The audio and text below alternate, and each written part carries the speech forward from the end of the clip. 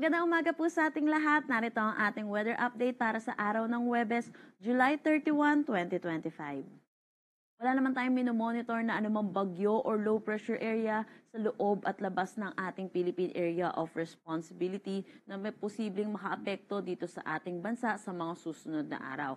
Pero patuloy pa rin ang pag-iral ng southwest monsoon or habagat dito sa buong bansa natin. Pero inaasahan natin, nababawasan na rin po yung significant rainfall na dala nitong southwest monsoon sa malaking bahagi ng ating bansa. Pero inaasahan pa rin natin possible po rin mo yung mga moderate to heavy rains, lalo na dito sa may extreme northern Luzon. Para sa magiging panahon natin ngayong araw, inaasahan natin makakaranas ng paminsan-minsan bugso ng pag-ulan dito sa may Ilocos Norte, Apayao at Cagayan, lalong-lalo na po dito sa may Babuyan Islands. Para naman sa nalalabing bahagi ng Ilocos Region, Cordillera Administrative Region, Cagayan Valley, pati na rin sa buong Central Luzon, makakaranas pa rin naman sila ng makulimlim na panahon na may mataas din na tsansa ng mga pag-ulan, lalo na po sa hapon at sa gabi. Good news naman para sa mga kababayan natin dito sa may Metro Manila, Bicol Region, Calabarzon at Mimaropa. Improving weather na po ang ating nararanasan. Kaya asahan din po natin, may tendency rin po na magiging mainit at maalinsangan na po yung ating mga tanghali hanggang hapon na may mataas na tsansa ng mga pag-ulan, lalo na sa hapon at sa gabi. So, iba yung pag-iingat po para sa ating mga kababayan at huwag pong kalimutan ang payong para sa pananggalang po sa init sa umaga at tanghali at mga pag-ulan sa hapon at sa gabi. Pagwat ng temperatura for Metro Manila, 24 to 30 degrees Celsius, Lawag, 26 to 29 degrees Celsius. For Tuguegarao, asahan natin na 26 to 31 degrees Celsius, Baguio, 17 to 19 degrees Celsius. For Tagaytay, 24 to 29 degrees Celsius, at Legazpi, 27 to 33 degrees Celsius.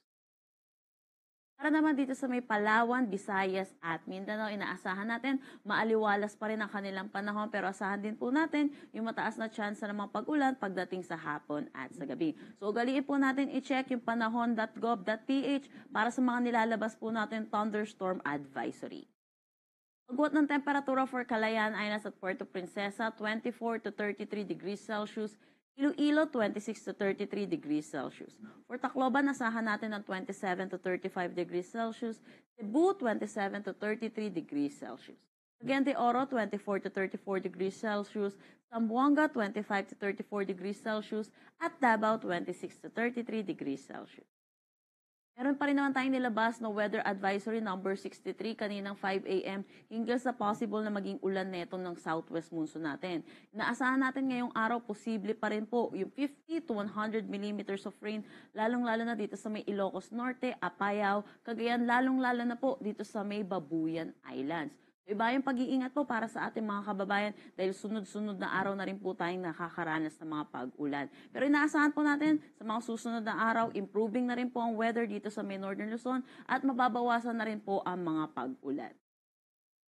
Wala na tayong nakataas na anumang gale warning sa anumang seaboards ng ating bansa. Pero iba yung pag-iingat pa rin po para sa ating mga kababayang mangingisda at may mga sasakyan maliit pandagat. Tuwing may thunderstorm po, may tendency din po na tumaas ang ating mga alon at lumakas ang mga hangin.